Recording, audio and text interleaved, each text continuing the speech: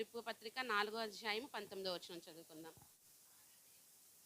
కాగా దేవుడు తన ఐశ్వర్యము చొప్పున క్రీస్తు యేసునందు మహిమలో మీ ప్రతి అవసరము తీర్చును.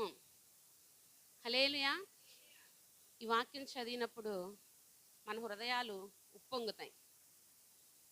ఉప్పొంగుతాయా లేవా? చదివినప్పుడు మీకు ఏమనిపించింది? అబ్బా, దేవుడు నా ప్రతి అవసరత తీర్చేస్తాడు. ఆయన ఐశ్వర్యంలో నా అవసరతను తీర్చే దేవుడు. ఇక్కడ ఎవరిని అడిగినా వాళ్ళకి అవసరతలు ఉంటాయి కదా. కొంతమందికి ధనం అవసరం, కొంతమందికి ఆరోగ్యం అవసరం, కొంతమందికి జాబ్ అవసరం. మనం దేవుడిని అడుగుతాం కదా. అవసరము అంటే ఏంటి అసలు? అవసరము అంటే ఏంటి? ఏం అవసరం మనకి? మీకేం అవసరం? అన్ని అవసరతలు కావాలి. ఆరోగ్యం కావాలి, అన్నీ కావాలి కదా. మీకేం అవసరం ఉందమ్మా? ఎగ్జామ్స్ బ్లాక్ క్లాక్స్ లేకుండా పాస్ అయిపోవాలి. నీకేం అవసరం? జాబు సర్టిఫికెట్లు రావాలి, మంచి జాబు కొట్టాలి. మీకేం అవసరం అంటే మా ఆదాయాలు పెంచబడాలి, రుణాలు తీర్చబడాలి, సమస్యలు తీర్చబడాలి అవసరం. ఒక మనిషి ఆత్మీయ జీవితంలో ఎదగాలంటే ఇవే అవసరమా? ఇవే కావాలా మనకి? దేవుడు అడుగుతున్నాడు, చెప్తున్నాడు, మీ అవసరం ప్రతిదీ నేను తీరుస్తాను. నేను ఒక ఐశ్వర్యవంతుణ్ణి కదా. లక్షాధికారి అని అంటే అతని డబ్బు లెక్క పెట్టచ్చంట.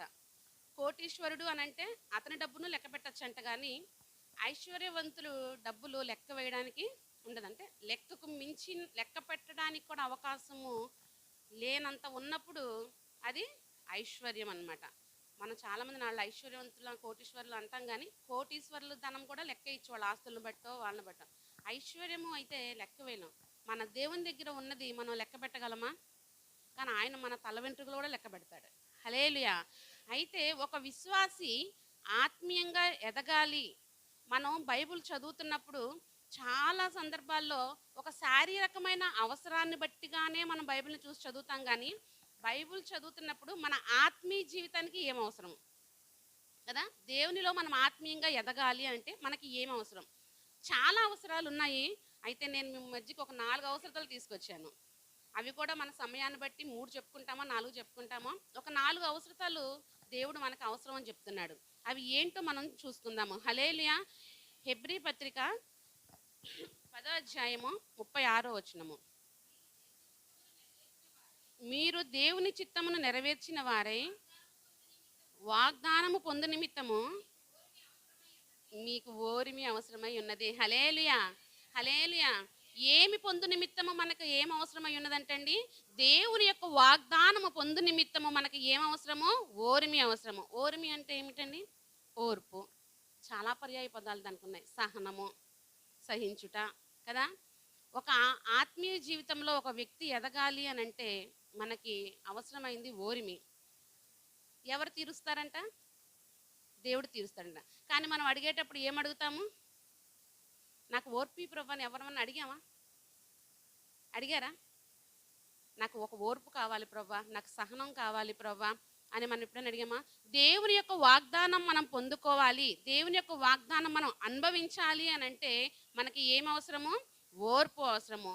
ఓర్పు లేనిదే మన అవసరతలు తీర్చబడవు. నీకు ధనం అవసరం. ఈ లోకంలో ధనం లేకుండా ఎలాగండి? కావాలి. మన ఉద్యోగం కావాలి, మన చదువుల్లో విజయం కావాలి, సమస్యల మీద విజయం కావాలి, అపం మీద విజయం కావాలి. ఇవన్నీ కూడా విజయాలు, ఈ అవసరతలన్నీ మనకు తీర్చబడాలంటే ముఖ్యంగా మనలో ఉండవలసింది ఏం సెలవిస్తున్నారు దేవుడు అంటే? ఓర్పు అవసరము అంటున్నారు. ఓర్పు గురించి మనం తీసుకుంటే మనం ఎక్కువగా మనం బైబిల్ గ్రంథంలో యోబు గారిని మనం తీసుకుంటాం కదా. ఓర్పు, ఆయనంత ఓర్పు కలిగిన వ్యక్తి బైబిల్ గ్రంథంలో ఎవరునూ చూడము. చాలామంది బయట కొన్ని శ్రమలు పడుతున్నప్పుడు యోబు గారు లాంటి శ్రమలు పడుతున్నామండి మేము అంటారు. నిజంగా యోబు గారు లాంటి శ్రమలు మనకు వస్తే ఎప్పుడో దూషించేవాళ్ళం ఆయన్ని కదా. భార్య దూషించి మరణం కమ్మ అంటున్నా కూడా మూర్ఖురాలా అని తిట్టలేదు, కానీ మూర్ఖురాలు మాట్లాడినట్టు మాట్లాడకమ్మా అన్నాడు. అదైతే మనమైతే మూర్ఖురాలనే అని అంటాము కదా. దేవుడు ఇచ్చాను, దేవుడు తీసుకొనేను అంటున్నాడు. మనం ఏమంటామంటే దేవుడు ఇచ్చాడు, ఎందుకు తీసుకున్నాడు? ఇచ్చిని తీసేసుకున్నాడు, కొంచెం కాలం కూడా అనుభవించలేదే కదా. అబ్రహామును తీసుకుంటే 25 సంవత్సరాలు ఆయన ఓర్పు వహించాడు. దేనికి? వాగ్దానము పొందుకొనుటకు. హల్లెలూయా!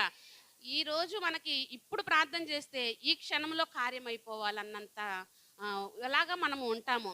కానీ ఏదైనా దేవుని సన్నిధిలో మనం పొందుకోవాలంటే మొదట మనకి ఓర్పు చాలా అవసరం. ఓర్పు ఉండడం వల్ల మనకు జరిగే కార్యాలు ఏంటి కదా? ఓర్పు వల్ల అంట కొన్ని దోహ కార్యాలు జరగకుండా ఆగుతాయంట. ఓర్పు వల్ల ప్రాణములు దక్కుతాయంట. ఓర్చుకునటం వలన వాగ్దాన ఫలమును పొందుకుంటాము. హల్లెలూయా! ప్రసంగి 10:4లో చెప్తున్నాడు. ఓర్చుకునటం వలన అంట ద్రోహ కార్యాలు జరగవంట. హల్లెలూయా! ప్రసంగి 10:4లో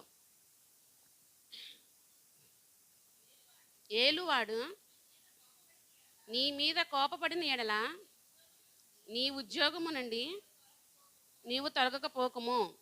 ఓర్పు గొప్ప ద్రోహ కార్యములను జరగకుండా చేయును. హల్లెలూయా!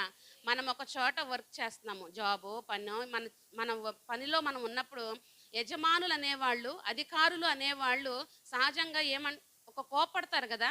వారు ఏదో పని చెప్పారో ఆ పని మనం చేయలేకపోతాం. ఒక్కోసారి మనకు అనారోగ్యం ఉండని, మనం ఏ విధంగానే ఉండని, కానీ వారు చెప్పిన పని పూర్తి చేయాలని వాళ్ళు అనుకుంటారు. ఒకవేళ ఆ సమయానికి మనం చేయలేకపోయినప్పుడు వారు ఏం చేస్తారు?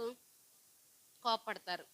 కోప్పడి నువ్వు ఓర్చుకోకుండా నువ్వు కాకపోతే నాకు ఇంకొకటి అని వచ్చేసావే అనుకో, మన సామెత కూడా ఒకటి ఉంటుంది కదా, ముల్లెళ్ళి ఆకు మీద పడ్డా ఆకెళ్ళి ముళ్ళు మీద పడినా చిరిగిపోయేది ఆకే. ఆకులాంటి మన జీవితాలు. దేవుడు బలపరుస్తాడు, కానీ నీకు ఓర్పు నేర్పుతాడు. సరే, నువ్వు ఎలా ఓర్చుకోవాలి? కోప్పడ్డాడు, సరే, అది అతని న్యాయం. నీ దగ్గరే అన్యాయం ఉంది. చెప్పిన పని నువ్వు సమయానికి చేయలేదు కాబట్టి కోప్పడ్డాడు. కానీ నువ్వు అలా కాదు, నన్ను అంటాడా, నువ్వు కాకపోతే ఇంకొకరు అని మనం అతన్ని తిరస్కరించి ఇంకో చోటుకి వెళ్ళామనుకోండి, నీకంటే అతను గొప్పవాడు కాబట్టి ఇంకో చోట కూడా నీకు ఉద్యోగం రాకుండా చేయగలడు కదా. అదే నువ్వు ఒక్క సెకండ్ ఓర్చుకొని, అయ్యో నిజమే కదా, నేను ఈ పని చేసి ఉంటే ఈ మాట నన్ను అనేవారు కాదు కదా, నేను చేయకపోవటం వల్లనే కదా. దేవుడు కూడా మన జీవితంలో కొన్ని వాగ్దానాలు చేశారు. నిన్ను ఐశ్వర్యవంతుని చేస్తాను కదా, నీ సమస్యల నుంచి విడిపిస్తాను, నిన్ను ఘనముగా నిలబెడతాను అని దేవుడు మాట్లాడినప్పుడు ఆ యొక్క వాగ్దానం మన జీవితంలో నెరవేరాలి అని అంటే మొదట మనకి కావలసింది ఓర్పు. నువ్వు ఓర్చుకోకుండా నీ సొంత ఆలోచనలతో కొన్ని పనులు చేసినప్పుడు ద్రోహ కార్యాలు జరుగుతాయి. ఏం జరుగుతాయి? ద్రోహ కార్యాలు జరుగుతాయి. ద్రోహ కార్యాలు అంటే నువ్వు చూడని కార్యాలు చూడాల్సి వస్తుంది. దేవుడు నీకు మేలు చేస్తానంటాడు, కానీ నీ జీవితాలు ఆ మేలు జరగకుండా ఏదో కీడు నీ మీదకి వస్తున్నప్పుడు నువ్వు ఎక్కడ ఇది నాకు మేలు జరగకుండా కీడు జరుగుతుంది అనే ఆలోచన కలగకుండా, ఇస్తా అన్నాడు ఇవ్వలేదు, చేస్తా అన్నాడు చేయలేదు, నమ్మాను కానీ ఫలితము లేదు అని మనము ఓర్చుకోకుండా మన నోటికి వచ్చినట్టుగా మనం మాట్లాడుతూ ఉంటాము. నిజంగా దేవుని యొక్క వాగ్దానం అబ్రహాముకి దేవుడు ఇస్తాను అన్నాడు. ఇస్తానన్న ఒక్క మాటని పట్టుకున్నాడు, నిలబడిపోయాడు. ఈరోజు 25 సంవత్సరాలు అక్కడ 25 రోజులు మనం ఓర్చుకోలేకపోతున్నాం కదా. 25 దినాలు, 25 గంటలు, పోనీ ఒక రోజు, 24 గంటలు ఒక రోజు, 25 గంటలు కూడా మనము దేవుని సన్నిధిలో దేవుడు మనకు ఒక మాట వాగ్దానం చేసినప్పుడు ఇంకా నెరవేర్చలేదని అనుకుంటాం. కానీ ఇది నెరవేర్పులోనికి రావాలి అని అంటే నేనేం చేయాలి కదా. నేనేం చేయాలి అంటే ఎటువంటి సమస్యలు వచ్చినా చెదరకుండా నిలబడాలి. ఒక అబ్రహాం లాగా.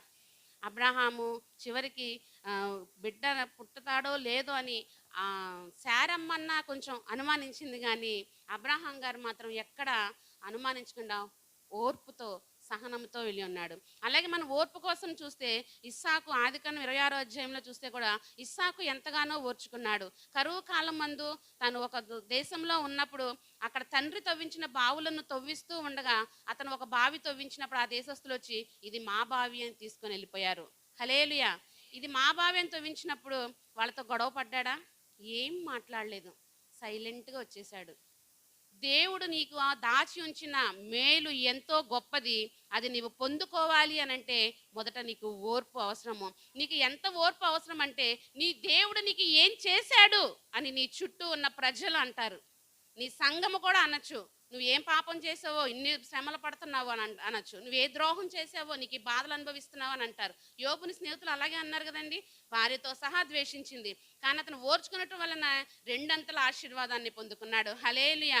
ఇస్సాకు కూడా ఇక్కడ బావి తవ్వించినప్పుడు అబీమెలెకు వచ్చి ఆ దేశం యొక్క రాజు వాళ్ళు వచ్చి ఇది మాది అన్నప్పుడు ఏం మాట్లాడలేదు. కష్టపడ్డాడు కదా. ఎవరు కష్టపడ్డాడండి? ఇస్సాకు కష్టపడ్డాడు, తన పనివారు కష్టపడ్డారు.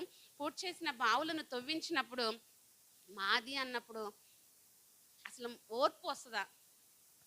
మనమే అనుకుందాము, ఓర్పు వస్తుందా?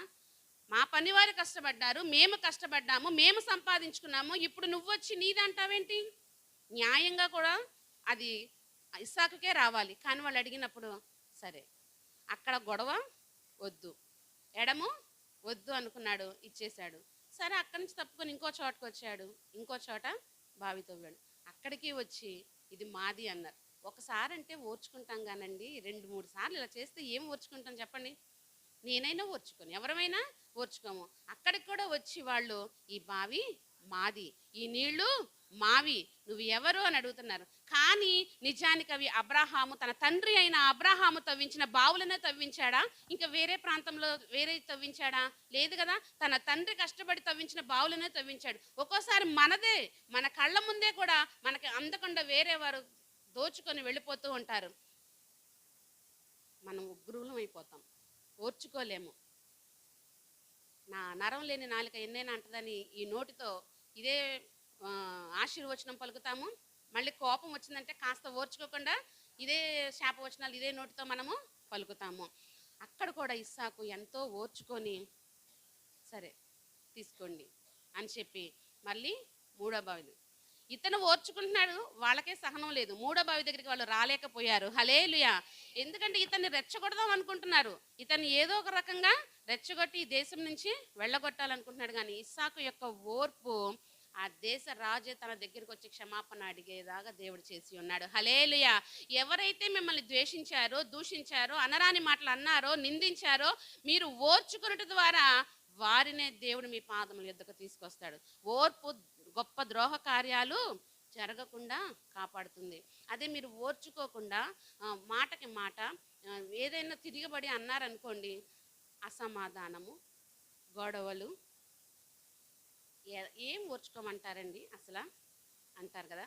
బైబిల్ చదివి రక్షణ పొంది క్రీస్తులో రక్షించబడిన మనకి దేవుడు అంటున్నాడు, నీకు ఓర్పు అవసరము.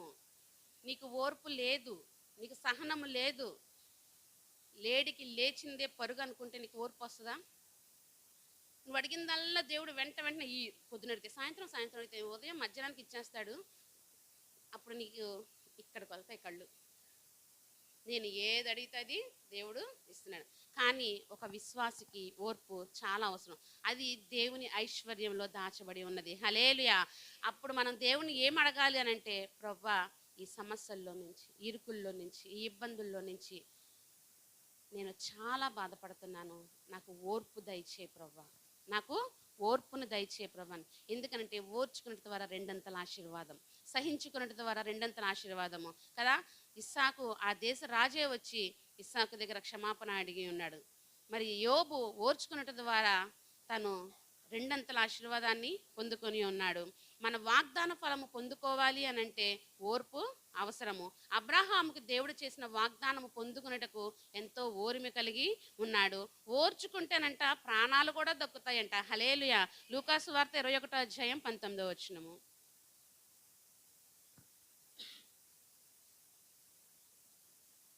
లూకాసు వార్త 21. మీ ఓర్పు చేత మీ ప్రాణములను దక్కించుకొందురు. ఒక చెంప కొడితే ఇంకో చెంప చూపించమన్నాను. ఇంకో చెంప చూపించక్కర్లేదు, వీడి చేయి కొట్టడానికి లెగుస్తుండగానే మన 2 చేతులతో వాడి చెంపలు వాయిస్తున్నాం. హల్లెలూయా. ఇక ఓర్పు ఎక్కడుంది? ఓర్పు నేర్పించాలనుకుంటున్నాడు దేవుడు ఈరోజు మనకి. ఆయన గొప్ప కార్యాలు మన కొరకు ప్రణాళిక వేసి ఉన్నాడు. ఆ ప్రణాళికలోకి మనం వెళ్ళాలి అని అంటే మొదటగా మనకి కావాల్సింది ఏంటండి? ఓర్పు కావాలి. ఓర్చుకున్నట ద్వారా ప్రాణములు దక్కుతాయి. ఓర్చుకున్నట ద్వారా వాగ్దాన ఫలమును పొందుకుంటాము. ఓర్చుకున్నట ద్వారా ద్రోహ కార్యాలు జరగకుండా మేలుకరమైన కార్యాలు మనకి జరుగుతాయి. హల్లెలూయా. మొదటిగా దేవుడు మనకి ఏం అవసరం అంటున్నాడు? ఆత్మీయ జీవితంలో ఒక వ్యక్తి ఎదగాలి అనంటే ఓర్పు అవసరము. అదే రెండోదిగా మనం చూస్తే ఒక వ్యక్తి ఆత్మీయ జీవితంలో ఎదగాలంటే మనకి ఏం అవసరం అంటే సత్క్రియలు అవసరమంట. హల్లెలూయా. ఏం అవసరం అండి? సత్క్రియలు. సత్క్రియలు అంటే సత్యముతో కూడిన క్రియలు. తీతు పత్రిక 3:14 తీతు పత్రిక 3:14 మన వారును నిష్ఫలులను కాకుండు నిమిత్తము అవసరమును బట్టి సమయోచితముగా సత్క్రియలను శ్రద్ధగా చేయుటకు నేర్చుకొనవలెను. ఏం అవసరం అని చెప్తున్నాడండి ఇక్కడ? సత్క్రియలు అవసరము. హల్లెలూయా. మన వారు నిష్ఫలులు కాకుండు నిమిత్తము అవసరమును బట్టి సమయోచితముగా సత్క్రియలు శ్రద్ధగా నేర్చుకోమంటున్నాడు దేవుడు. సత్క్రియలు మనకి కావాలి. క్రీస్తును కలిగి రక్షణ పొందిన మనకి మన క్రియలు మనల్నే ఒక సువార్తగా చేస్తారు. బైబిల్ గ్రంథంలో మత్తయి సువార్త, మార్కు సువార్త, లూకా సువార్త, యోహాను సువార్త, 5వ సువార్త కూడా ఉంది. మీకు తెలుసా? 5వ సువార్త తెలిసిన వాళ్ళు చెప్పండి. బైబిల్ గ్రంథంలో 4 సువార్తలు ఉన్నాయి కదా, 5వ సువార్త కూడా ఉంది. తెలుసా మీకు 5వ సువార్త? నీవు నేనే 5వ సువార్త. హల్లెలూయా. ఎవరమండి 5వ సువార్త? మనమే. ఒక సువార్తగా దేవుని సన్నిధికి మనం దేవుణ్ణి మోసుకొని వెళ్ళాలి. కానీ సువార్తగా నువ్వు మార్చబడాలి అని అంటే నీకు సత్క్రియలు అవసరము. నిష్ఫలులు కాకుండా నిమిత్తము. మనవారు పౌలు రాస్తున్నాడు. ఎవరు మనవారంటే మనకే రాస్తున్నాడు. మనమే ఆయన వారము. మనము నిష్ఫలం కాకుండా ఉండాలంటే అవసరమును బట్టి. మనం అవసరం అనగానే ప్రతి క్షణం దేవుని సన్నిధిలో డబ్బు అవసరమే మనకు అవసరం అవుతుంది, లేకపోతే ఉద్యోగం అవసరం అడుగుతాం. కానీ నాలో సత్క్రియలు ఉన్నాయా ప్రభువా? నాకు సత్క్రియలు అవసరం. నేను నిన్ను సువార్తగా నేను ఈ లోకానికి పరిచయం చేయాలి అనంటే, నేను ఒక సువార్తగా మార్చబడాలి అనంటే, నా విశ్వాసంలో నేను ఎదుగుతున్నాను అనంటే ఓర్పు ఎంత అవసరమో సత్క్రియలు అంత అవసరము. యాకోబు పత్రికలో సెలవిస్తున్నాడు కదా, క్రియలు లేని విశ్వాసము మృతము.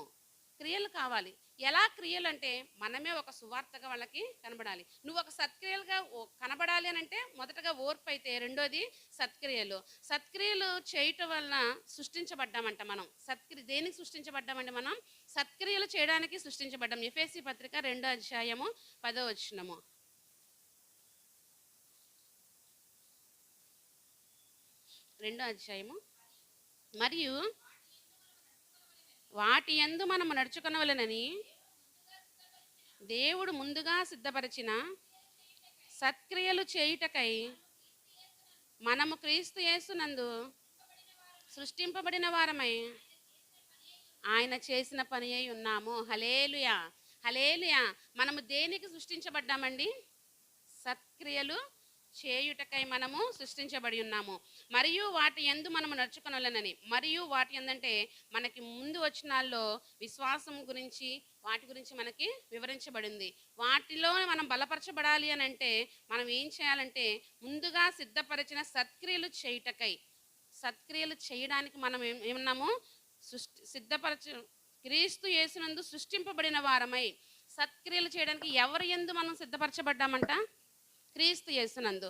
ధర్మశాస్త్రము ఏది చేయజాలకపోయేనో క్రీస్తు అది చేసెను. ఒకప్పుడు ధర్మశాస్త్రము మనల్ని పాపం, కంటికి కన్ను పంటికి పన్ను చెప్పింది. అంటే నేను ఒక దెబ్బ కొడితే నువ్వు ఇంకొకటి కొట్టు, చెల్లి అయిపోయింది. నీ దగ్గర నేను ఏదైనా ఒకటి దొంగిలిస్తే దానికి నువ్వు మరలా అతని దగ్గర 2 అంతలుగా తీసుకో అనేసి చెప్పబడింది.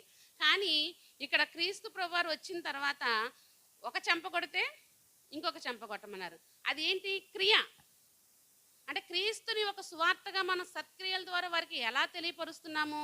మనం ఎందుకు క్రీస్తు యేసునందు మనం సృష్టించబడ్డామంట. ఇక్కడ ఉన్న వారమందరం క్రీస్తు యేసునందు సృష్టించబడిన వారమే కదా.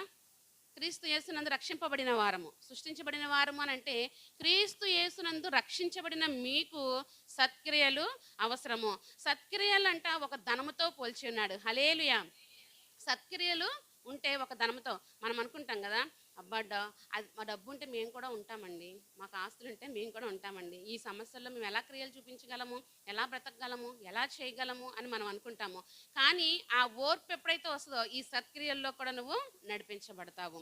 ఈ సత్క్రియ మనకి ఒక ధనముతో సమానం అని చెప్పి 1 తిమోతి 6:19 సెలవిస్తున్నాడు అపోస్తలుడైన పౌలు గారు. 1 తిమోతి 6:19 వాస్తవమైన జీవమును సంపాదించుకున్న నిమిత్తము రాబోవు కాలమునకు ఉమ్, ఉమ్, ఉమ్, ఉమ్, ఆ, హల్లెలూయా. ఏంటండి ఏం సెలవుస్తున్నాడు? సత్క్రియలు అను ధనము గలవారును. ధనము మనం ఇప్పుడు అవసరం తీర్చును అని దేవుడు సెలవిస్తే మనము దాని వైపే చూస్తాం కదండి. ప్రభా అవసరం ప్రతి అవసరము తీరుస్తానన్నావు కదా ప్రభా, నాకు ఈ అవసరం తీర్చుకోమంటాం. కానీ ఆ ధనము కాదు, సత్క్రియ అనే ధనమును నువ్వు దేవుని సన్నిధిలో అడగాలి. హల్లెలూయా.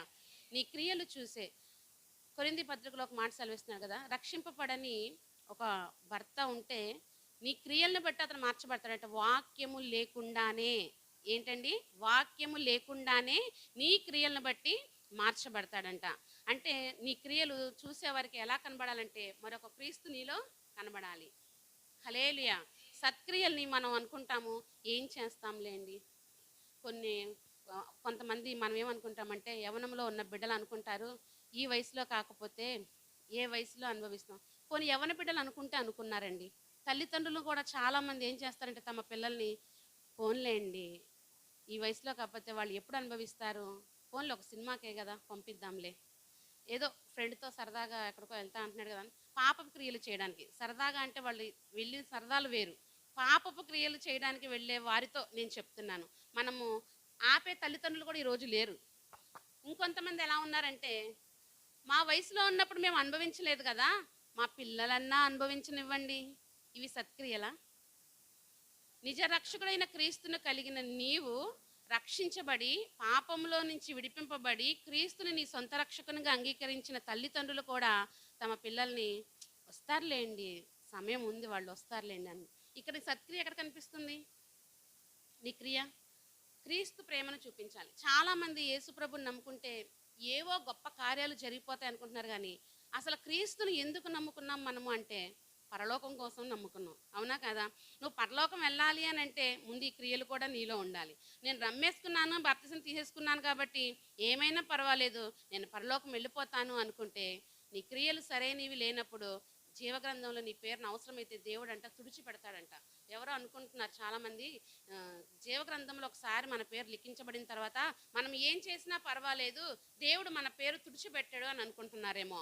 కాదు, నీవు క్రీస్తుని కలిగి నిలబడినప్పుడు, ఆయన రక్తంలో కడగబడి నీ పాపముల చేత నువ్వు విడిపింపబడి రక్షించబడిన తరువాత, జీవగ్రంథంలో నీ పేరు రాయబడిన తరువాత నీ క్రియలు సరైనవిగా లేకపోతే జీవగ్రంథంలోంచి నీ పేరు కూడా దేవుడు తుడిచిపెడతాడు.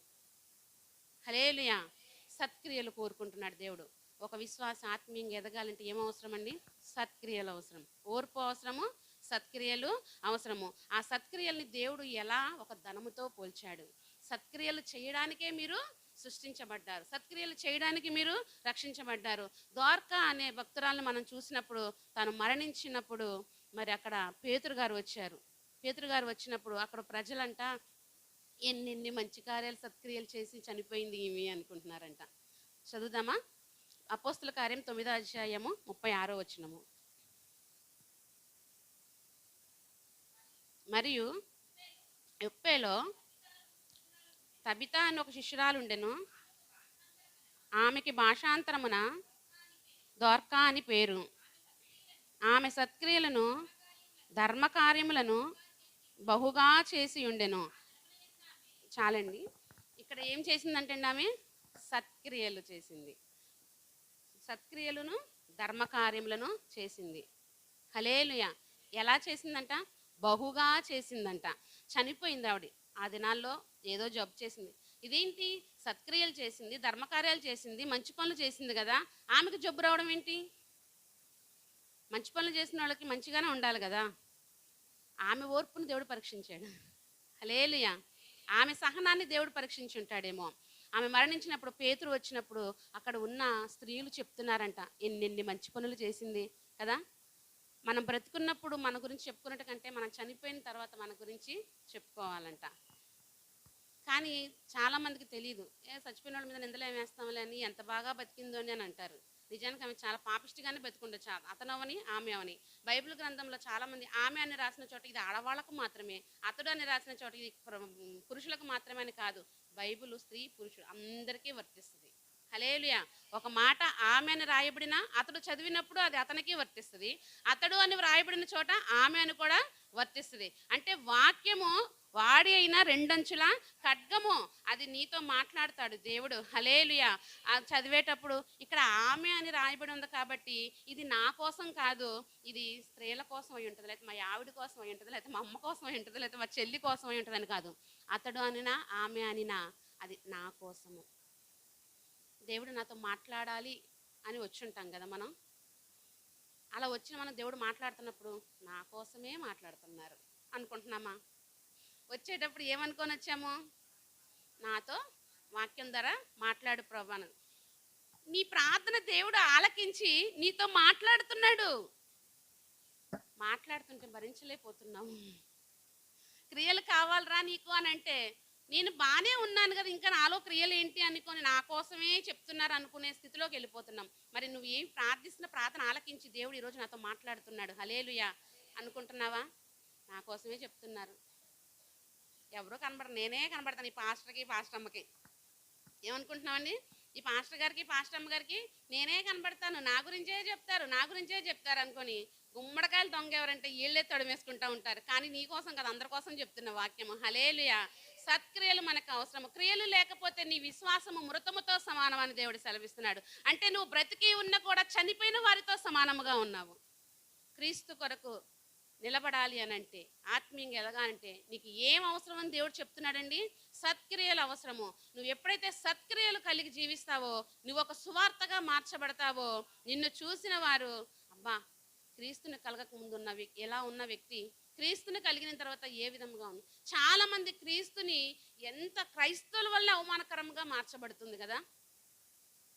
వాక్యాన్ని తమకి అనుకూలముగా మార్చేసుకుంటున్నారు వచనాన్ని. ఎలా అంటే ఇంకా అది వాళ్ళు ఇది నాకు కాదు, మేలుకరమైంది వచ్చినప్పుడేమో ఇది నాకు, కొంచెం వ్యతిరేకకరమైంది వచ్చినప్పుడు పక్క వారికి అన్నట్టుగా విశ్వాసులు బిహేవియర్ చేస్తున్నారు. వాక్యం మనది, రెండు వైపులా కూడా మనల్ని కోస్తా ఉంటుంది వాక్యము. వాక్యం దేవా నాతో మాట్లాడని వచ్చినప్పుడు, నాతో మాట్లాడుతున్నప్పుడు, వాక్యం చెప్తున్నప్పుడు ఇంకా నాలో ఏదన్నా లోపం ఉండి ఉంటుందేమో, అది సరి చేసుకోమని దేవుడు మాట్లాడుతున్నారని. ఎక్కడ వేసిన గొంగలిలాగా ఎప్పుడు ఒకే చోట మనము ఉండకూడదు. నీ క్రియలు నిన్ను ఉన్నతమైన స్థాయికి తీసుకెళ్తాయి. అవే నీ క్రియలు సత్క్రియలు లేకపోతే నిన్ను పతనానికి కూడా తీసుకువెళ్తాయి. దేవుడి ప్రేమలో లోపం లేదండి. యేసుక్రీస్తు అందరికీ ప్రభువు. దేవుడు అందరినీ ఒకే ప్రేమతో ప్రేమిస్తున్నాడు. కానీ మన క్రియలను బట్టే మనము అనుభవిస్తూ ఉంటాము. నూతనంగా క్రీస్తుని కలిగినప్పుడు ఉన్న ఆసక్తి రాను రానుగా ఉండదు. ఎందుకంటే అలవాటు పడిపోతున్నాము. నీ క్రియ అప్పుడేమో అమ్మో అబద్ధం ఆడకూడదంట, అమ్మో దొంగతనం చేయకూడదంట, అమ్మో నరహత్య చేయకూడదు. నరహత్య అంటే మనుషుల్ని చంపడం కదండి, మాటలతో కూడా మనుషుల్ని చంపేసేవారు ఉంటారు. కత్తి తీసుకెళ్ళి నువ్వు పొడవక్కర్లా, కత్తి లాంటి మాటలతో నువ్వు ఆ మనిషితో మాట్లాడేవనుకో చనిపోయినట్టే, చంపినట్టే, నరహత్యతో సమానమే కదా. అప్పుడు ఉన్న భయము భక్తిలో మనం ఎదిగే కొద్దీ, విశ్వాసంలో ఎదిగే కొద్దీ 10ంటికి ప్రార్థనమ్మ అంటే అప్పుడు 9ంటికి వచ్చిన వాళ్ళు ఇప్పుడు 11ంటికి వస్తున్నారు. సాకులు చెప్తున్నారు, సమయం లేదండి, పని ఉందండి, అదండి ఇదండి.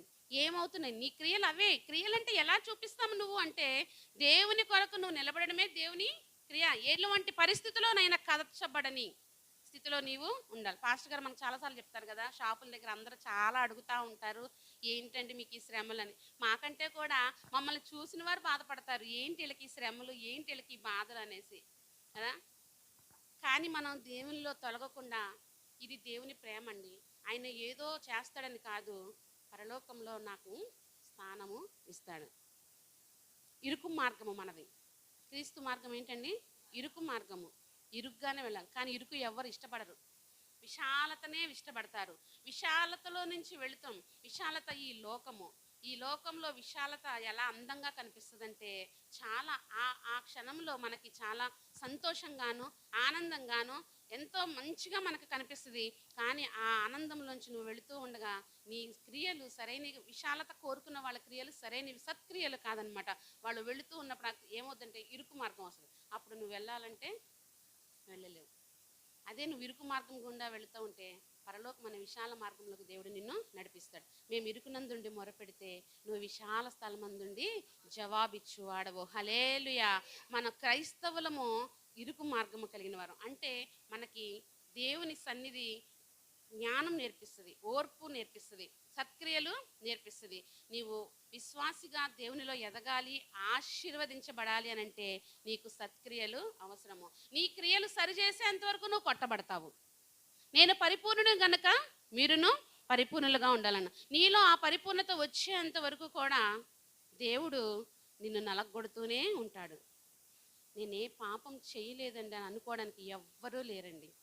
అందరూ పాపము చేసి దేవుడు అనుగ్రహించు మహిమను పొందలేకపోవచ్చున్నారు. నిందలు మాత్రం దేవుని మీద వేయుచున్నాము. హల్లెలూయా, హల్లెలూయా. అలాగే మనము దేవుని యొక్క విశ్వాసంలో ఆశీర్వదించబడాలి అని అంటే మనకి ఇంకొకటి అవసరం అంట. నేను చెప్పే కంటే చదివితే మనకి అర్థమవుతుంది. ఒకటో పేతురు 1వ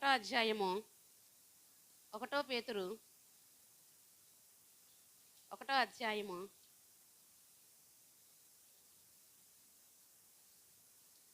6వ వచనం. ఇందువలన మిక్కిలి ఆనందించుచున్నారు గాని అవసరమును బట్టి నానా విధములైన శోధనల చేత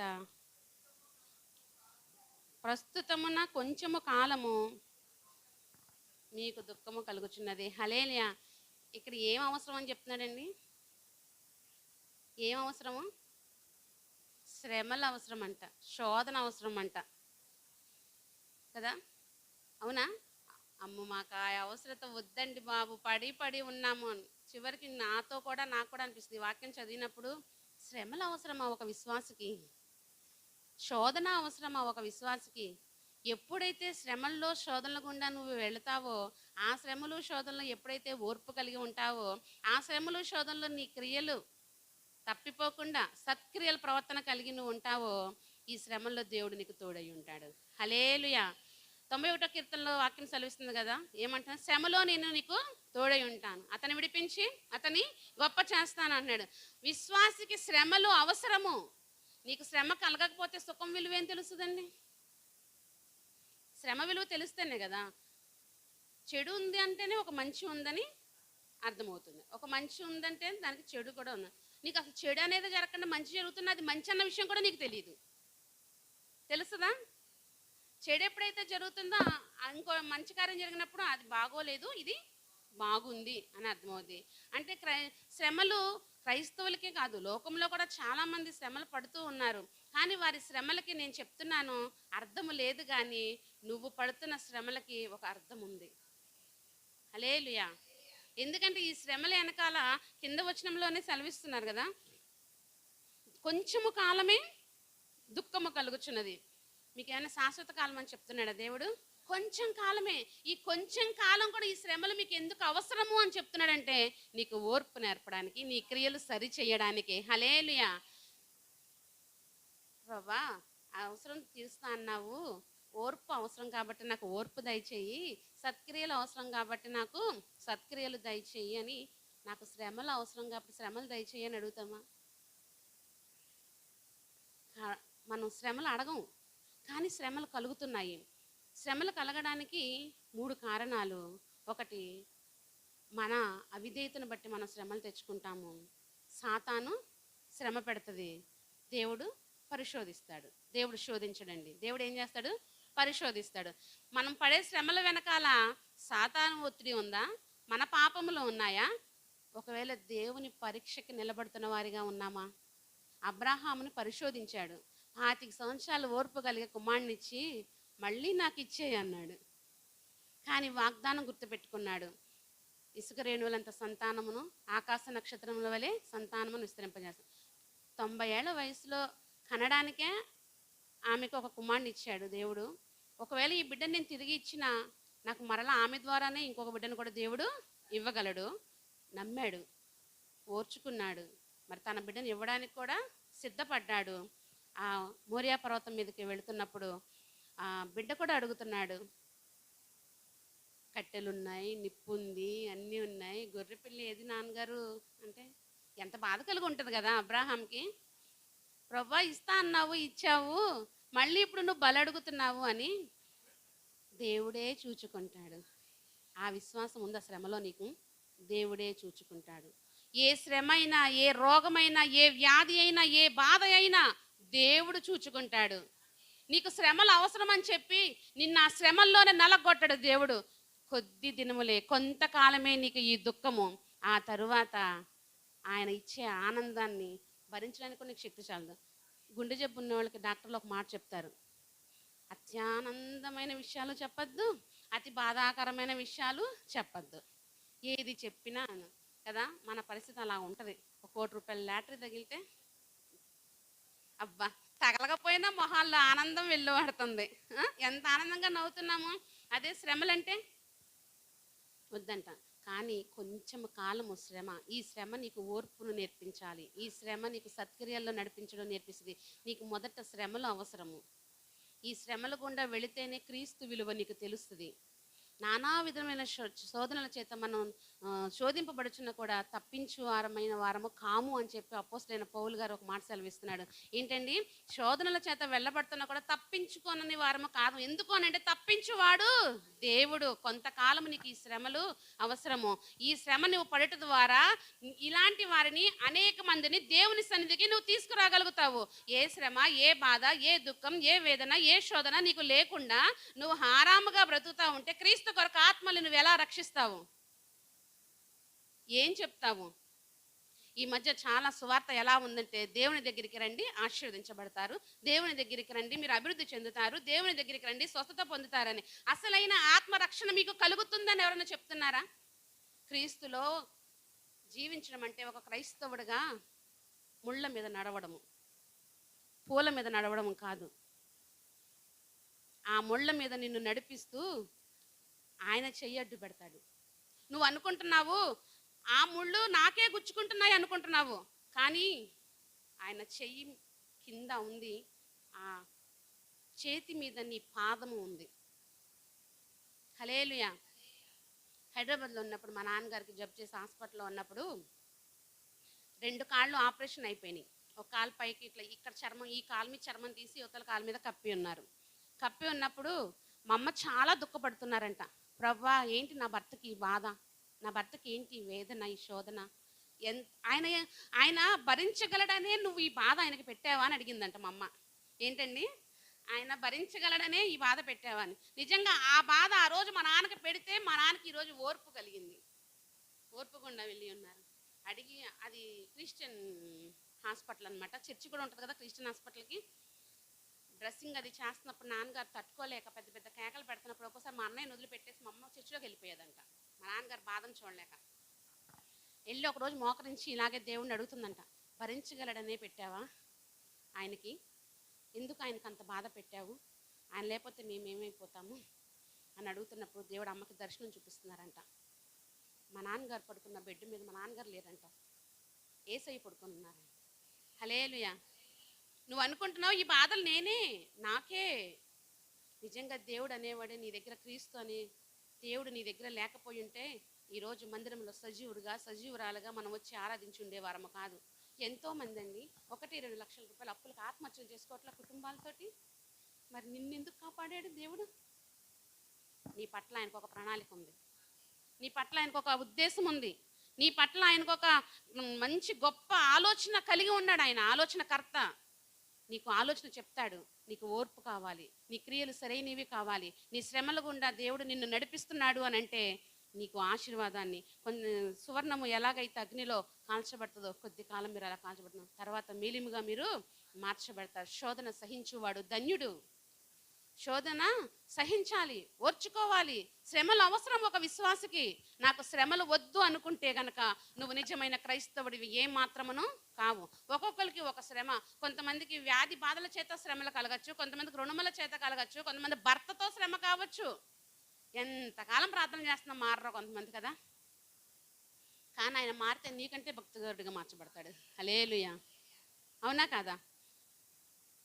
మనం చెడ్డవాడని తిట్టిన వాళ్ళని దేవుడు పిలుచుకుంటాడంట. జ్ఞానులను సిగ్గుపరచడానికి అజ్ఞానులను లేవనెత్తుతాడంట దేవుడు. నువ్వు జ్ఞానిని కదా అని అనుకోవద్దంటున్నాడు. నీ ప్రవర్తన అంతటి యందు ఆయన అధికారానికి ఒప్పుకో. నా ప్రవర్తనకి నువ్వు అధికారివి ప్రభు అని ఎప్పుడైతే ఆయన అధికారానికి మనం ఒప్పుకుంటామో, మనం ఏ శ్రమల్లో, ఏ ఇరుకుల్లో, ఏ ఇబ్బందుల్లో ఉన్నా దేవుడే తన హస్తాన్ని చాపుతాడు కదా. ఆ రోజు మరి దేవుడు దర్శనంలో మా అమ్మకి చూపించినప్పుడు దుఃఖం ఆగలేదు ఆమెకి. మా నాన్నగారు పడుకొని లేరంట మంచం మీద, యేసుప్రభు వారు పడుకొని ఉన్నారంట. మా నాన్నకి ఎలాగైతే కట్లు కట్టారో, కాలు పైకోటి కిందకోటి కట్టేసి డ్రెస్సింగ్ చేసి కట్లు కడతారు కదా ఉందో, అలాగే యేసుప్రభు వారు పడుకొని ఉన్నారంట. స్వరం వినబడుతుందంట, ఆయన కాదమ్మా పడేది, నేను. చూస్తున్న మనకి బాధలు మనం పడుతున్నాం అనుకుంటున్నారా? నువ్వు పడుతున్న బాధలు చూసి ఆయన దుఃఖిస్తున్నాడు. అయ్యో నా కుమార్తెకి ఏంటి బాధలు తీర్చాలనే ఆశ నాకు ఉంది, కానీ క్రియలు సరి చేసుకోవట్లేదే, ఓర్పు లేదే. నీ సత్క్రియలు బాగుండాలి, నీకు ఓర్పు అవసరం అవ్వాలి. నువ్వు ఒక్కదానివే దుఃఖపడుతున్నా, నేను ఒక్కడనే ఏడుస్తున్నాను నా శ్రమలు అనుకుంటున్నావా? నీతో పాటు ఆయన కూడా కూర్చొని ఏడుస్తున్నాడు, నీతో పాటు ఆయన కూడా బాధపడుతున్నాడు కదా. సుజాత బిడ్డ మీద కోపంతో చేతికి వాత పెట్టింది. పిల్లోడే ఏడ్చాడు అనుకుంటున్నారా? తను ఎంత ఏడ్చుంటుందో లేదా? నేను నా విషయం చెప్తాను. మా పిల్లల్ని పగలు కొట్టేసేదాన్ని చదువుకునేటప్పుడు, సాయంత్రం రాత్రికి ఈయన దగ్గర ఏడ్చేదాన్ని. పొద్దున్న నా పిల్లల్ని కొట్టేసానండి. నువ్వు పొద్దున్న వాళ్ళ కొట్టి నువ్వు రాత్రికి నా దగ్గర ఎందుకు ఎడుతావని ఎవరైనా. నాకు ఏడుపు వచ్చేసేది. కానీ ఆ సమయంలో వాళ్ళు మాట అనకపోతే వాళ్ళకు దెబ్బ వేయాలి, వాళ్ళు కొట్టకపోతే వాళ్ళు హోంవర్కులు చెయ్యరు, వాళ్ళని గద్దించకపోతే మాట వినరు, సరైన మార్గంలో నడిపించబడరు కదా. ఈరోజు చాలా మంది బిడ్డల్ని గద్దించట్లేదు, బిడ్డల్ని సరైన దారిలో పెట్టట్లేదు. నిజంగానే కొట్టేదాన్ని బాగా. మా పెద్దోడు కూడా వాత పెట్టాను, నేను కూడా పెట్టాను. నిజానికి బెదిరిద్దామనే కాల్చాను కదా, నిజం అనుకోకుండా అంటుకుంది పాప మనకి అయింది. వాత పెట్టాను. కానీ రాత్రికి మా ఆయన దగ్గర ఏడ్చేదాన్ని. రోజు పగలు కొట్టేదాన్ని, రాత్రికి ఆయన దగ్గర ఏడ్చేదాన్ని. ఈ లోకంలో కన్నా మన బిడ్డల్ని పొద్దున కొట్టి రాత్రికి ఎడుతుంటే ఆ క్షణంలోనే కూర్చొని ఆయన ఎడుతున్నాడు నీ శ్రమల్లో, నీ బాధల్లో. నువ్వు అనుకుంటున్నా నేను ఒంటరివాడిని, నాకెవరూ లేరు అని. ఆయన నీ పక్కన కూర్చొని నీ భుజం మీద చెయ్యేసి ఏడవకు అని చెప్తున్నాడు. నిజమైన ఆత్మనేత్రాలు నీకు తెరవబడితే పక్కన ఆయన హస్తం స్పర్శను నువ్వు అనుభవిస్తావు, ఆయన స్వరమును నువ్వు అనుభవిస్తావు, ఆయన మాటను నువ్వు వింటావు. ఆత్మ చెప్పుచున్న మాట చెవిగలవాడు వినుగాక. ఆ మాట ఎందుకు చెప్తున్నాడు దేవుడు? నీలో ఆత్మ లేకపోతే వాక్యం నీలోకి వెళ్ళదు. ఆత్మస్పందన నీకు కలుగుతున్నప్పుడు ఆ స్పర్శను నువ్వు వింటావు, అది నువ్వు అనుభవిస్తావు. ఆ అనుభవంలోకి నువ్వు రావాలి అని అంటే నీ సత్క్రియలు బాగుండాలి, శ్రమలు కావాలి, ఓర్పు అవసరం నీకు. దేవుడు మాట్లాడతాడంటే ప్రత్యక్షం అయిపోయి ఇట్లాగ మధ్యలోకి దిగొచ్చేసి ఇంత ఎత్తి ఎదిగిపోయి కనబడతాడు అనుకుంటున్నావా? చల్లని స్వరంతో మాట్లాడతాడు. నీ చుట్టూ ఎవరు ఉండరు, నువ్వు ఒంటరిగా ఉంటావు. ఏదో శబ్దం, స్వరం వినబడుతుంది. కాసేపు జడుచుకుంటాం కదా. నీళ్ళ మీద యేసుప్రభు నడిచి వస్తుంటే ఆయనకు తిరుగుతున్న శిష్యులు కూడా దెయ్యం వచ్చేస్తుంది అనుకుంటున్నారు. కాదు, నేను అన్నారు. మనం కూడా ఎంత క్రీస్తులో ఉన్నా ఆయన స్వరం కూడా ఒక్కోసారి మనం వినలేక ఏదోలని విడిచిపెడతాం. నీతో ఎన్నోసార్లు నీ శ్రమలో దేవుడు నీతో మాట్లాడుతున్నాడు, కానీ నువ్వు వినట్లేదు. ఎందుకంటే వినే చెవులు నువ్వు ఆయనకి ఇవ్వట్లేదు, చూచు నేత్రములు నువ్వు ఆయనకి ఇవ్వట్లేదు. లోకం వైపే చూస్తున్నావు, శ్రమల వైపే చూస్తున్నావు, కానీ ఈ శ్రమల వెనకాల ఉన్న ఆశీర్వాదాన్ని నువ్వు చూచినప్పుడు ఏంటి ఇవి ఒక బాధలా, ఇవి ఒక కష్టాలా, ఇలా తీసి పడేస్తావు అనమాట నువ్వు. హల్లెలూయా. దేవుడు అసమర్థుడు అనుకుంటున్నారా? ఆయన అసాధ్యుడు. ఇశ్రాయేలు ప్రజలు ఐగుప్తు నుంచి విడిపిస్తున్నప్పుడు హమ్మయ్య అనుకున్నారు, మనలాగే కదా. ఏదో సమస్య నుంచి హమ్మయ్య అనుకున్నారు ఆ శ్రమలోని. హమ్మయ్య అన్న మాట వాళ్ళ హృదయంలోంచి రాకముందే శత్రువు తరిమేస్తున్నాడు వెనకాల. మళ్ళీ వెంటనే గొనుగుడు మళ్ళీ మోషే మీద తిరగబడ్డారు. అప్పుడు మోషే కూడా ఏం చేయాలో అర్థమై ఉండదు కదా. ఒక్కోసారి నిజం చెప్తున్నా, సేవకులు ఎంతగానో సంఘబిడ్డల కొరకు ప్రార్థిస్తారు, ఎన్నో మేళ్లు పొందుతారు, కానీ ఏదైనా ఒక చిన్న కార్యం జరగకపోతే ఆ సేవకుని ఎంతో శోధిస్తారో, ఏంటి ఇంకా జరగట్లేదు. ఒక్కోసారి మాకు కూడా కాళ్ళు వణుకుతాయి, ఏంటి ఇంత ప్రార్థన, ఇంత ప్రార్థన చేస్తున్నాం కానీ ఏంటి కార్యం జరగట్లేదని. ఏమో ఆ శ్రమలో మీకు దేవుడు ఏమి నేర్పాలనుకుంటున్నాడో. ఓర్పు ఉందా, సత్క్రియలు ఉన్నాయా, ఈ శ్రమల గుండా మిమ్మల్ని నడిపిస్తున్నాడు. కాస్త ఓర్పు మీకు నేర్పాలనుకుంటున్నాడు కానీ మా ఓర్పుని తీసేస్తూ ఉంటారు. మా ఓర్పుని తీసేస్తూ ఉంటారు. మోషే కూడా పాపం కాళ్ళు వణుకుంటాయి ఫస్ట్ కాసేపు. ఏంటి నాయన అని అడిగితే, నా వైపు కాదు, నీకు ఒక ఆయుధం ఇచ్చాను, ప్రార్థన అనే కర్రని ఇచ్చాను, మోకరించు ప్రార్థించు, మోకరించు ప్రార్థించు. ప్రార్థించాడు, సముద్రం పాయలైంది. మళ్ళీ అమ్మయ్య అమ్మయ్య అనుకుని వెళ్ళిపోతుంటే శత్రువులు కూడా వచ్చేస్తున్నారు అందులో. అర్థమవుతుందా మీకు? అమ్మయ్య అనుకోమాకండి, అమ్మయ్య అనుకోకండి, అనుకోకండి. అదే మార్గం, నీళ్లను గోడలుగా నిలిపి. నేను అనుకుంటాను ఆ ఇశ్రాయేల్ ప్రజలు మోషే అనుకొని ఉంటారు, 10 తెగులు అక్కడ వచ్చినట్టుగానే ఈ వస్తున్న శత్రువుల్ని కూడా దేవుడు ఏదో ఒక తెగులు రప్పించి అడ్డం పెట్టేస్తాడేమో అనుకొని ఉంటారు. నేడు ఆయన చేయ కార్యమును ఊరకే నిలుచుండి చూడుడి, యుద్ధము యెహోవాదే. మాటకే అండి బాగానే చెప్తారు మీరు, నిలబడే శక్తి మాకు కావాలి కదా. శక్తి కూడా దేవుడే ఇస్తాడు, శక్తి కూడా దేవుడే ఇస్తాడు. నీకు అడగడం చేత కావట్లేదు. కొంతమంది పిల్లలు తల్లిదండ్రులకి ఏదైనా కావాలంటే ఎంత ప్రేమగా వచ్చి అడుగుతారు, అమ్మా డాడీ ప్లీజ్ ఇవ్వా అని. ఒక్కొక్కరు కొంచెం సీరియస్గా అడితే, ఎందుకు ఇవ్వవు, కన్నావుగా సమయాన్ని. కొంతమంది తెలివిగా అడుగుతారు. కొంతమంది పరిస్థితులను అర్థం చేసుకొని, సరే మీ దగ్గర ఉన్నప్పుడే కొనివ్వండి, మీ దగ్గర ఉన్నప్పుడే చెయ్యండి. అడిగిన ఆ మాటకి అప్పు చేసన్నా కొనిచ్చేయాలని పెడతాయి. దేవుణ్ణి అడగడంలో కూడా ఒక టాలెంట్ అండి. అడిగి పొందుకోవడం మీకు చేత కావట్లేదు, శ్రమలు పెరుగుతున్నాయి అని అంటే దేవుణ్ణి అడగడం మీకు రావట్లా, దేవుణ్ణి అడగడం మీకు చేత కావట్లా. దేవుడి దగ్గర మనం అధికారంగా అడగచ్చు, బ్రతిమిలాడచ్చు, దీనంగా కూడా అడగాలి. నీ పరిస్థితిని బట్టి దేవుని దగ్గర నువ్వు అడిగే విధానాన్ని బట్టి నువ్వు మేలు పొందుకుంటావు. కన్నావుగా ఎందుకు చేయవు అన్నాడు అనుకో, ఒక్కడు బిగుతాం. కంటే మాత్రం నీకు ఇవ్వాలేంట్రా, ఏం చేస్తాం, ఇంకా కోపంతో నువ్వు పుట్టాక నాకు దరిద్రం పట్టుకుందిరా అని అంటాం. ఇప్పుడు ఏమైంది, ఓర్పు లేకపోవడం వల్ల ద్రోహ కార్యాలు జరుగుతున్నాయి. తల్లిదండ్రుల మధ్యన బిడ్డల మధ్యన అసమాధానాలు వస్తున్నాయి. వాడు ఒకళ్ళు సీరియస్గానే అడిగాడు అనుకో, లేదులే నాన్న మన పరిస్థితి నీకు తెలుసు కదా, చేద్దాం, దేవుడు ఇస్తాడు అని. అంటే ఓర్పు ద్రోహకార్యాలు జరగకుండా చేస్తుందంటే ఇవే. ఇశ్రాయేలు గుండా వెళ్తున్నప్పుడు ఇశ్రాయేల్ ప్రజలు అనుకొని ఉంటారు, మళ్ళీ దేవుడు ఏదో ఒక తెగులు రప్పించేస్తాడు ఇక్కడ, లేకపోతే వాళ్ళకి మనకి మధ్యన ఏదైనా కంచి వేసేస్తాడు అనుకొని ఉంటారు. అదే నువ్వు నేను అనుకున్నట్టు చేస్తే ఆయన దేవుని గొప్పతనం ఎలా అవుతుంది? నీళ్లను గోడలుగా నిలిపి సముద్రమును పాయలుగా చేసి మార్గమును కలుగజేసిన వాడు. నీ శ్రమల్లో కూడా ఒక మార్గం ఉంది, ఆ మార్గం దగ్గర మొరపెట్టు, మార్గం తెరవబడింది. వెళ్తున్నారంటే మళ్ళీ వచ్చేస్తున్నారు వెనకాల ఆ మార్గం గుండా. కానీ ఇశ్రాయేలీయులకు దేవుడు ఒక వాగ్దానం చేశాడు, ఇప్పుడు చూసిన ఐగుప్తులను నువ్వు మళ్ళీ ఎన్నడూ చూడవు అన్నాడు. చూడు అన్నాడు దేవుడు, మళ్ళీ నా వెనకాలే నడిపిస్తున్నాడు. ఏం దేవుడండి అని నేను అనట్లే, మీరు అంటారేమో అని అనమాకండి అంటున్నాను. సరే వచ్చారు ఇశ్రాయేలు ప్రజలైన తన బిడ్డలంట గట్టు అలా ఎక్కారు. ఈ సైన్యం సముద్రం మధ్యకు వచ్చింది. నీ సమస్యలు కప్పేస్తాడు దేవుడు. హల్లెలూయా. మళ్ళీ నువ్వు వెనక్కి తిరిగి చూస్తే కూడా కనబడదు. నీళ్ళు నా మీదనే పడ్డాయి అన్నట్టుందో నా కాలు చూస్తే ఇప్పుడు మరుగుతున్న నీళ్ళు పడ్డ కాలు కూడా మరి మామూలు కాలుగా చిన్న గుర్తుండాలండి, గుర్తుండకపోతే అలాగా కదా. శ్రమలు కప్పివేస్తాడు.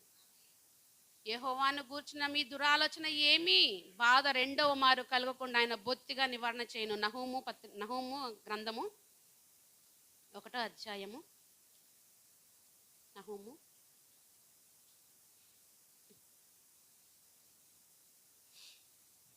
ఒక్క నిమిషం.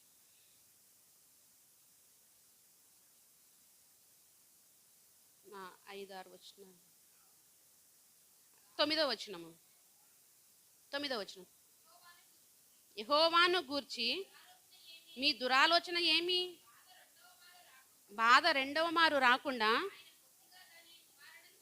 హల్లెలూయా, హల్లెలూయా. దేవుడు సమస్యల నుంచి విడిపించలేడు అని నువ్వు అనుకుంటున్నావా? ఆయనకి చేత కాదని నువ్వు అనుకుంటున్నావా? ఏంటి నీ దురాలోచన? బాధ రెండవ మారు రాకుండా బొత్తిగా నివారణ చేయువాడై ఉన్నాడు. హల్లెలూయా. రెండోసారి నీకు శ్రమలంటే ఏంటో కూడా తెలియనంత స్థితికి నిన్ను తీసుకెళ్ళగలడు. నీకు ఓర్పు నేర్పుతున్నాడు, నీ క్రియలు సరిచేస్తున్నాడు నీకు కదా. దేవుడు ఏ మాయనో అని ప్రజలు మనల్ని అంటానే ఉంటారు. అదే ప్రజలు మళ్ళీ దేవుడు మేలు చేసినప్పుడు అబ్బా మీ దేవుడు గొప్పవాడు అని అంటారు. నా భర్తను అలాగా అన్నారు. కేసు వచ్చినప్పుడు బంగారం కొన్నాడు పారిపోయాడు అన్నారు. వాళ్ళ ముందే నీ దేవుడు నిన్ను తప్పించాడని వాళ్ళ నోటే దేవుడు వినిపించి ఉన్నాడు. హల్లెలూయా. మేమే కాదండి, ఈ అనుభవాలు మీ అందరు కూడా తెలుసు, అనుభవిస్తున్నారు కూడా. శ్రమ లేని వాడు లేడు, బాధ లేని వాడు లేడు. కానీ ఈ శ్రమలు నీకు అవసరమును బట్టి నేను ఈ శ్రమలు కొంతకాలమే మీకు దుఃఖాన్ని ఇస్తున్నాను, కానీ ఆ తర్వాత నీకు మిమ్మల్ని ఆశీర్వదిస్తాను అన్నాడు. హల్లెలూయా. ఇంకొకటి అవసరం అంట మనకి. ఏమై ఉంటుంది అంటారు? మీకు ఏమైనా ఆలోచన వచ్చిందా? కొంతమంది వాక్యం చెప్తూ ఉండగానే ఆలోచన వచ్చేస్తూ ఉంటుంది కదా మనకి ఏం అవసరం అనేసి. వస్తుందా లేదా? లూకాసు వార్త 10వ అధ్యాయము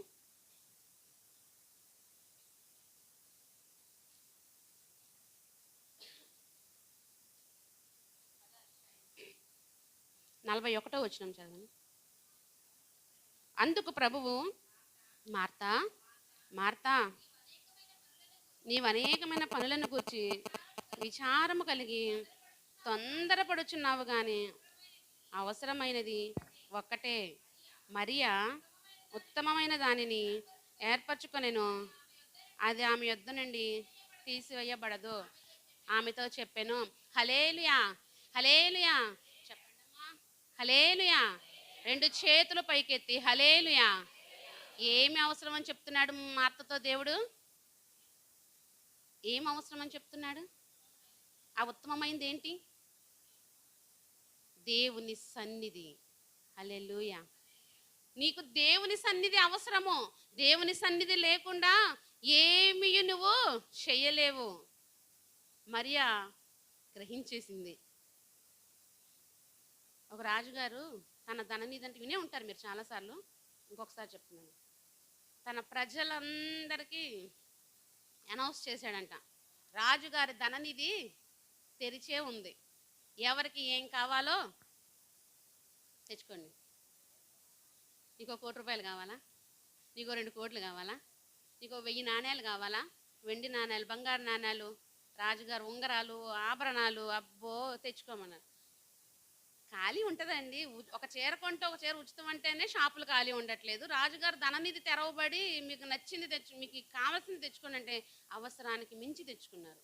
మన్నా కురిపించి ఏ నాటిది ఆనాటి తినండ్రా, శనివారం విశ్రాంతి దినం కాబట్టి కష్టపడకూడదు కాబట్టి 2 రోజులకి సమకూర్చుకోండి అన్నాను. ఎక్కువ కూర్చుకున్న వాళ్ళకి ఎక్కువ కాలేదు, తక్కువ కూర్చున్న వాళ్ళకి తక్కువ కాలేదు. నీకు ఎంత అవసరమో అంతే ఇస్తాడమ్మా కదా. వెళ్ళి అందరూ తెచ్చుకున్నారంట. వాళ్ళ అవసరాలకు మించినవి కూడా. ఫోన్లే రేపొద్దున మా మనవడికేను మా అబ్బాయిలకు కూడా కావాలి కదా అని తెచ్చుకున్నారంట. అంత ఖాళీ అయిపోయింది ధననిధి. ఒక మా అమ్మ వచ్చి మాత్రం రాజుగారిని వదలట్లేదంట. ఓ తల్లి, అమ్మ నీకేం దొరకలేదా, నువ్వు వెళ్ళి తెచ్చుకో అని అంటే, నాకు నువ్వు కావాలయ్యా అన్నంట. నేనెందుకమ్మా నీకు, ఇప్పుడు నేను రాజుని కూడా, నా దగ్గర ఏమీ లేదు, మీకోసం పరలోకాన్నే వదిలొచ్చేసాను, మీకోసం అన్నీ వదులుకొని పరలోకం నుంచి పాపం లేనివాడు కూడా పాప శరీరాకారముతో వచ్చేసాడు పరలోకం నుంచి. అయినా నువ్వే కావాలి. రాజుగారు నా దగ్గర ఏం లేదు, నా దగ్గర ఇంకేముందమ్మా, మొత్తం అందరూ పట్టుకుపోయారు అంటే, నువ్వు వచ్చినా రాజువే, నీ దగ్గర ఏమీ లేకపోయినా నువ్వు రాజువే. చిట్టుకేసి తెచ్చి అక్కడ ఎట్టండ్రా అంటే ఇప్పుడు అందరూ పెడతారు, నేను నీతో ఉంటాను, అవన్నీ నాయే. హల్లెలూయా. ఏం కావాలి మీకు ఇప్పుడు? రాజాదిరాజు, దేవాది దేవుడు, ప్రభువులకు ప్రభువు, యూదా గోత్రపు సింహము, అన్నీ. మొన్న మా ఇంటికి ఒక ఆమె వచ్చింది, యేసు ప్రభు, ఆమె యూదురాలు అంటుంది, ఏంటో ఏదో మాట్లాడుతుంది.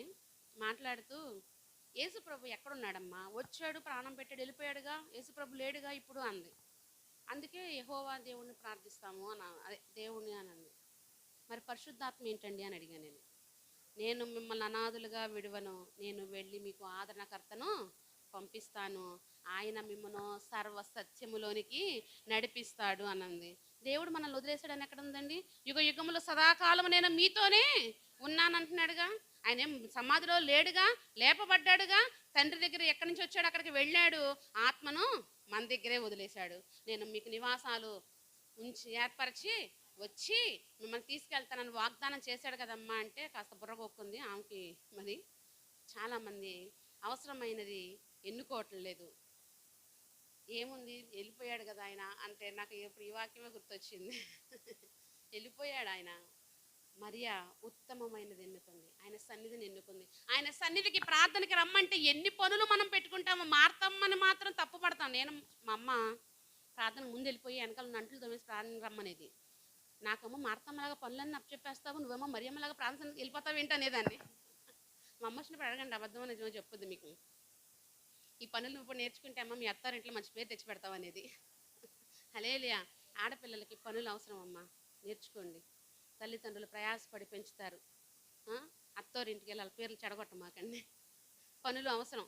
ఇప్పుడు చదువుకొని సమానం అని చెప్పేసి నేర్చుకోవట్లా. అసలు తల్లిలే నేర్పట్లేదండి. నేను చెప్తున్నాను కదా, తల్లులే నేర్పట్లేదు. కందిపోతుంది, అలిసిపోతుంది, చెయ్యలేదు. రేపు మొగుడు తంతాడు, అప్పుడు చేస్తారు. తప్పు ఎక్కడ తెలుస్తుంది? తన్నిన తర్వాత అయ్యో అప్పుడే నేర్పించుంటే బాగుండేదే పనులు, ఈరోజు మల్లుడు తంతన్నాడు. తంతే కూడా ఊరుకొని పనులు నేర్పే తల్లులు కాదు. వచ్చేయి, ఈడు కాకపోతే వచ్చేయి. ఉత్తమమైనది ఎన్నుకునేటప్పుడు శ్రమలు వస్తుంటే వచ్చేయి అంటాడు సాతాను. నీకు చూడు నేను ఎన్ని సిద్ధపరిచి ఉంచానో, వచ్చేయి అంటాడు. ఆ శ్రమలు అనుభవిస్తూ ఆ ఉత్తమమైన దేవుని సన్నిధి దగ్గరే ఉండండి. మీ అవసరం ఏంటో దేవుడు తీరుస్తాడు. మొదట నా నీతిని నా రాజ్యంలో వెతకండి, అప్పుడు మీకు ఏమి అవసరమో అవి ఇస్తానంటున్నాడు. అమ్మా, నీతి రాజ్యాలు ఇవన్నీ మాకు తలనొప్పి వద్దు, మాకు డబ్బే కావాలనుకుంటున్నావేమో. ఉత్తమమైనది దేవుని యొక్క నీతి, దేవుని యొక్క రాజ్యము, దేవుని యొక్క సన్నిధి. దేవుని సన్నిధిని మనం కోరుకోవాలి, దేవుని సన్నిధిని మనం ఇష్టపడాలి, ఆశగా రావాలి, ఆసక్తితో రావాలి. ఆ 2 గంటలు ఏముంది, 4 పాటలు పాడతారు, ఏదో కాస్త తుదిస్తారు, చిన్న మాటలు చెప్తారు, వెళ్ళిపోతాం అనుకుంటున్నారేమో. దేవుని సన్నిధి అంటే గడగడలాడాలి. 10ంటికి ప్రార్థన అంటే మన ఇంటికాడ నుంచి వచ్చేసరికి ఎంత టైం పడుద్ది? పావు గంట, ఒకళ్ళకి అరగంట, ఒకళ్ళు 10 నిమిషాలు, ఒకళ్ళు 2 నిమిషాలు రావచ్చు. అంటే నువ్వు ఇప్పుడు 10ంటికి ప్రార్థన అంటే 2 నిమిషాల్లో వచ్చేవాడు ఎన్నింటికి బయలుదేరాలి? కొంచెం ముందంటే ఓ 2 నిమిషాల ముందు బయలుదేరాలి. సరే, ఓకే. పావు గంట పడుద్ది మన ఇంటికాడ నుంచి వచ్చేసరికి అనుకున్నప్పుడు మన ఇంటికి బయలుదేరాలి, 9:10 బయలుదేరాలి. సరే, అందరూ అదే టైంకి వస్తే ఇక్కడ మందిరం పనులు ఎవరు చేస్తారు? ఆ కుర్చీలు ఎవరు పెడతారు? మైక్ ఎవరు పెడతారు? ఇవన్నీ ఎవరు పెడతారు? ఓహో, దేవుని సన్నిధి అంటే మా చేత పనులు చేయిస్తారా అనుకుంటున్నారా? అది కూడా దేవుని పరిచర్యే. దేవుని సన్నిధి పెద్దలు వస్తున్న దానికి సిద్ధపరుస్తున్నారంటే ఎంత ఉత్తమమైన పని అది.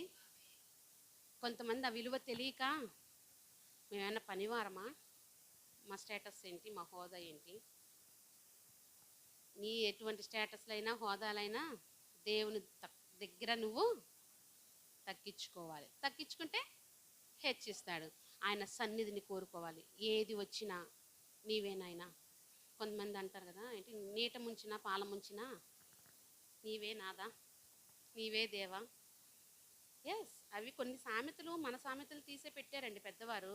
మీరు సామెతల గ్రంథం రోజుకు ఒక అధ్యాయం చదవండి, బైబిల్ చదవండి, రోజుకు ఒక అధ్యాయం సామెతలు చదవండి. ఎవరిని పెట్టాలి? అందరూ మీరు చదివే అధ్యాయాలు చదవండి బైబిల్. సామెతలు రోజు ఒక అధ్యాయం. అది మీ జీవితంలో ఒక భాగంగా చేసుకుంటే సామెతలు మీకు ఎలా దేవునిలో బ్రతకాలో నేర్పిస్తుంది, ఎలా జీవించాలో నేర్పిస్తుంది. మీకు బుద్ధి జ్ఞానములు సర్వసంపదలు ఆయన ఎందే గుప్తములైన మీకు బుద్ధి నేర్పిస్తుంది, జ్ఞానం నేర్పిస్తుంది సామెతలు. హల్లెలూయా. ఉత్తమమైన దేవుని సన్నిధి మొదటగా మనకి కావాలి. దేవుని సన్నిధిలో నువ్వు ఉన్నప్పుడు మార్త ఇసుకెత్తిపోయింది, అడిగింది ఉత్తమమైనది ఎన్నుకుందాం. అవసరం అయినది ఒక్కటే, ఏంటంటే దేవుని సన్నిధి. అక్కడ మార్తమ్మ అన్ని వండి చక్కబెట్టే వచ్చింది. పాపం నీ కొరకు నువ్వు దేవుని సన్నిధిని ఎన్నుకుంటే నీకు కావలసిన ఆశీర్వాదాలు దేవుడు సిద్ధపరిచే ఉంచుతాడు. మీ పనులు వదులుకోవని చెప్పట్లా, పూర్తిగా మీ పనులు చేసుకోండి. టైంకి. 5 రొట్టెలు 2 చేపలు 5,000 మందికి పంచినప్పుడు అక్కడ ఒక మాట రాయబడితే మన పెద్ద పాస్టర్ గారు ఎప్పుడు చెప్తారు, దేవుడు పంక్తులుగా కూర్చోబెట్టండి అన్నాడంట. ఎవరికి ఇష్టం వచ్చినట్టు తినేచ్చుగా. ఎక్కడ కొండలు మళ్ళీ ఆ ప్రాంతంలోనంట ఒక్కొక్కరిని పంక్తులుగా ఎలాగ 50 మందిని 50 మందిని పంక్తులుగా కూర్చోబెడితే 5,000 మంది పురుషులు వచ్చారు. ఇక స్త్రీలు పిల్లలు ఎవరు ఎంత వేసుకుంటే అంత, ఒకళ్ళు ఇద్దరిని కన్నారో తెలియదు, ఒక నలుగురిని కన్నారో తెలియదు, ఎంతమందిని కన్నారో తెలియదు, మొత్తం మీద మీరు వేసుకోండి. క్రమము ఆశీర్వాదము కలిగినది. హల్లెలూయా. దేవుని సన్నిధిని కోరుకోండి. దేవుని సన్నిధిలో ఉన్నప్పుడు, ఉత్తమమైనది ఎన్నుకున్నప్పుడు, ఆయన పాదాల దగ్గర మీరు ఉన్నప్పుడు ఆయన మిమ్మల్ని హత్తుకుంటాడు, ఎత్తుకుంటాడు, ముద్దు పెట్టుకుంటాడు. చాలా నాకు ఒక ఫోటో ఇష్టం, గొర్రెపిల్లని ఎత్తుకొని యేసుప్రభువారు ఎలా ఉంటారు సార్, నాకు ఎంత ఇష్టమో అది. నేను ఆ గొర్రెపిల్లలా ఫీల్ అయిపోతూ ఉంటాను నేను ఫోటో చూసుకొని. ఎవరి కాలమే అలాగ అయిపోవాలి. అబ్బా నన్ను ఎత్తుకున్నాడు దేవుడు, నన్ను హత్తుకున్నాడు, ముదిమి వచ్చే వరకు నిన్ను చంకను ఎత్తుకుని వాడను నేనే. మా దర్శని ఇప్పుడు ఎత్తుకోమంటాడు నన్ను, నేనేమి ఎత్తుకోను మా దర్శన్ని. అమ్మా నన్ను ఎత్తుకో అంటాడు. ఎత్తుకోమనగానే మా అన్నయ్య ఎత్తుకో ఏసయ్యా, నన్ను ఎత్తుకో ఏసయ్య అని పాట పాడు కదా. మనమైనా మన పిల్లల్ని ఒక వయసు వరకు ఎత్తుకోగలమండి, కానీ నీ దేవుడు నిన్ను ఇప్పుడు కూడా చంకను ఎత్తుకుంటున్నాడంట, ముదిమి వచ్చే వరకు కూడా. ఆయన సన్నిధిని కోరుకోండి. ఆయన సన్నిధి కోరుకున్నప్పుడు శ్రమలు కూడా మీకు వస్తాయి. ఓర్పు కావాలి, సత్క్రియలు కావాలి. ఇవన్నీ ఎప్పుడైతే ఉంటాయో మీరు ఊహించని అంత ఆశీర్వాదం. ఒక విశ్వాసి అప్పుడు ఆయన ఐశ్వర్యంలోంచి ధననిధిని తెరుస్తాడు. సొలొమోను అడిగాడు జ్ఞానం, అంత సంపద ఇచ్చాడు, తర్వాత పోగొట్టుకున్నాడు అనుకోండి. మనం ఆయనకంటే జ్ఞానవంతులం కదా, పోగొట్టుకోం, బ్యాంకుల్లో దాస్తానే ఉంటాము. ప్రార్థన దాయం, ఆశీర్వాదాలు పొందుకోం, శ్రమలు వద్దు అనుకుంటాం, కానీ అవి కావాలనుకుంటాము కదా. ఆ మొదటి మూల వాక్యానికి ఒకసారి మరలా వెళ్దాం. ఫిలిప్పీ 4:19. కాగా దేవుడు తన ఐశ్వర్యము చొప్పున క్రీస్తు యేసునందు మహిమలో మీ ప్రతి అవసరమును తీర్చును. నీకు ఓర్పు అవసరము, సత్క్రియల అవసరము, శ్రమల అవసరము, ఉత్తమమైనది దేవుడు నీకు అవసరము. ఉత్తమమైన దేవుని పాదాలు చెంత నువ్వు ఉండు, దేవుడు నీకు కావలసినవన్నీ ఇస్తాడు. వాగ్దానం చేసిన దేవుడు, నమ్మదగిన దేవుడు, ఆయన ఐశ్వర్యవంతుడు. నువ్వు ఇవి అడుగు చాలు, ఇవి పొందుకో, నీ వెనకాల నువ్వు వద్దన్నా వస్తూ ఉంటాయి. హల్లెలూయా. నువ్వు వద్దన్నా వస్తూ ఉంటాయి. ఏంటి? ఆశీర్వాదాలు, దీవెనలు. రాత్రి దుఃఖం కలిగినా ఉదయానికి సంతోషాన్ని ఇస్తాడంట. ఆ వాక్యం పట్టుకొని చాలామంది రాత్రి ప్రాణం చేస్తే పొద్దున్న కార్యం జరగలేదంటారు. మరి ఆయనకు ఒక దినం 1000 దినాలలాగా ఉంది. మరి అమ్మ వాడైన 2 అంచుల ఖడ్గం, జాగ్రత్త. వాక్యాన్ని సరైన రీతిలో అర్థం చేసుకో కదా. దేవుణ్ణి అడుగుదాం, ప్రభువా నాకు ఓర్పు దయచేయి, నా క్రియలు నీకు ఇష్టకరంగా, నీకు అంగీకారంగా. ఈ శ్రమలు నాకేం నేర్పాలనుకున్నావో, ఈ శ్రమల గుండా వెళుతున్నాను. సముద్రం పాయలు చేసావు, మార్గం కలగజేసావు, ఐగుప్తుల్ని తీసేసావు. నేను కూడా నాకు ఒక మార్గం చూపించి నేను వెళ్తాను, ఈ శ్రమల్ని తీసివేయి. ఉత్తమమైన నీ సన్నిధిలో నేను ఉన్నాను ప్రభాని మంచి భయభక్తులు కలిగి యథార్థమైన మనసుతో నీతిమత్వంతో మీరు ఆయన సన్నిధిలో మొరపెట్టినప్పుడు ఆయన మీ జీవితంలో గొప్ప కార్యములు చేయనుగాక. ఆమేన్.